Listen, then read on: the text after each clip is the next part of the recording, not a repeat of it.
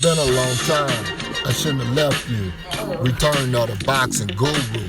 I'm coming with so much flavor. I'm also known as the Wilder hater. With my videos here to please you. It's under the microscope here to teach you. You with the one and only boxing guru, aka Wilder hater. For this episode of Under the Microscope, we're gonna focus in on the return of Bunny, Toledo's own Robert Easter Jr., and the junior welterweight division is heating up. It's been almost a year since Bunny was last in the ring with his dominant performance victory over his former sparring partner Ryan Martin. Is trying. Martin, I think, and Martin is trying. Martin, I think, and Martin is trying. And I think, and Martin is trying. Bunny controlled the distance beautifully. He stayed behind that 76-inch jab, controlling range, fighting the urges to bang with Ryan for no particular reason. Bunny is definitely going to need that if he's going to conquer another world title at a different weight class at 140-pound division. The 140-pound division is definitely heating up since Bunny was last in the square circle over a year ago. You had the emergence of Gary Russell's brother, who's fighting Victor Postal in February on the 26th. A Chris Colbert fight. It might be in LA or Vegas. That's going to be an electrifying fight. I thought Bunny should have got that fight against former Victor champion at 140 pounds, Victor Postal, because Victor Postal fought on Bunny's undercard. I think he was the co-feature or the opening bout when Bunny fought Rancis Barthélemy in Vegas back in 2009. That was my first year as a professional trainer on the high level. Give a shout out to my guy Sam Watson for making that possible at PBC. So, and then you got a lot of other electrifying fights that could happen, especially on the PBC side, because PBC is definitely creating a hotbed at 140 pounds. You have Sabria Matisse. El orgullo de Maternillo, Subriel Matias. Who just fought over the weekend in a dominating knockout fashion over the guy that beat him. He's 18-1 with 18 knockouts. He's ranked highly. And then you have the guy out of Houston, Texas, Darwin Price. He's been calling out for Bunny for the longest. He won a fight with Bunny. He's ranked number 15. Bunny is ranked number 5 in the world. It's only 4 fighters ahead of Bunny. It's Arthur Barbosa. You got Regis Pro-Ray. You have Zepeda and Jorge Ramirez. So Bunny is definitely in the best position of all these notable PBC fighters at 140 pounds, because he's definitely in a position to make big money in major bouts and get good bouts. But in my opinion, on the PBC side, since all the belts are tied up by undisputed champion Josh Taylor, you got to wait to see what he's going to do, if he's going to have another lucrative bout or move up to fight Bud or whatever he's going to do before the belts become vacant. If not, I would like PBC to start their own dark skin 140 pounds tournament. It's like it was like that Super 6 tournament or that 140 pound tournament with Regis and the other fighters. But this would be the dark skin tournament, because PBC definitely has some great dark skin opponents over there who can fight each other and make great money and great fights and get their rankings up.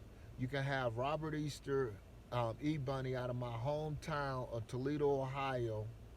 You can have Darwin Price out of Houston, Texas.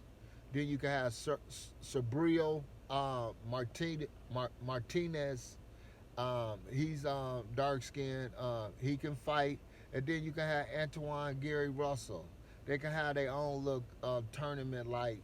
So when they do square it off, the major winner of that bout will position itself up to get a title at 140 and propel itself up to the 147 division, because you know Earl Spence and Bud Crawford, all them boys is getting old. They in their 30s, especially Bud, 33, 34 years old. So them boys can start grooming for that big money, Showtime money, you know, because they could be up there with Boots Ennis. You know, they can create major fights for their legacy and big money fights that fighters need to do in their career. So I just believe that dark skin tournament would be perfect for PBC. That's my name for it, the dark skin tournament, because all the brothers in there, whether they're from America or not, they are dark skin, fair complexion. So that's why that would be a lit event, and plus it's a lot at stake for the 140-pound division. It's definitely heating up, so it definitely will be intriguing to see if this plays out in the coming weeks, because Bunny should be returning in the ring maybe March or April. The opponent I still don't know, but we definitely could look at some of the opponents that Bunny could be potentially fighting.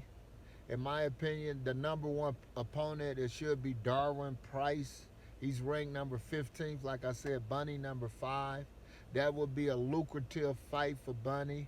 In my opinion, it should be an easy fight, because with Bunny rankings at number 5, he should be able to know how to control the range and the distance to beat Darwin Price in an entertaining fight. Plus, they can fight on Jermell Charlo undercard that's supposed to take place on March 19th in Los Angeles. So that would be a electrifying fight, a pay-per-view slot for Bunny return, or not a co-feature but an opening bout. So that would be more money and more eyes focusing on Bunny, and like I said, that dark skin tournament. Or he can fight on the Earl Spence Ugas fight in Dallas, Texas, that's going down April 16th. So those are two moves, because Bunny definitely fought on Earl Spence card in Brooklyn, New York, when he took on former, I think, titleist, Dominican titleist Javier the Bumblebee Fortuna. So yeah, so Bunny and Earl definitely has a long history. Both of them came out of the 2012 amateur program together. Earl was in the Olympics trials, I think, and Bunny was an alternate. So that's definitely a perfect combination. And plus, with the Toledo, Dallas, Texas connection, it definitely will help sell out that stadium, and at Dallas Stadium, it would definitely help sell out that, because a lot of Toledo fans would support Bunny and Earl. They like Earl Spence. So it's definitely a good move and a marketable move for PBC, Al Heyman, them, to think about setting this up while the belts are tied up with Josh Taylor until he vacates or relinquishes some of the titles. That would be the ultimate move to go for PBC, and the return of Bunny. So Bunny could be fighting, in my opinion, if it's not Darwin Price, another good opponent, a comeback opponent for Bunny, could be Cowboy Carl Ryan. He's a tough, rugged guy that fights under the banner of PBC. So that definitely will be a lit event for Bunny to get an opportunity to come back and work on his fundamentals, stand behind that a 76-inch beautiful, quick, lightning quick jab, and controlling the range and controlling the fight, making the fight easy. Because, like I said, if he's going to win another title, he got to show the discipline and the urges not to bang unless he has to bang. So, and then you can have other notable fighters that PBC can mix and match with Bunny on his return, even if he links up with Adrian Broner like they typically do. Broner be the headliner, Bunny's the co-feature. But that tournament would definitely be a lucrative, a big like spot for Bunny comes back. So these are the words of the one and only boxing guru for this episode of Under the Microscope. The return of Bunny, Toledo's own Robert Easter Jr., and the junior welterweight division is like heating up. Subscribe to me if you want more of the Boxing Guru Show.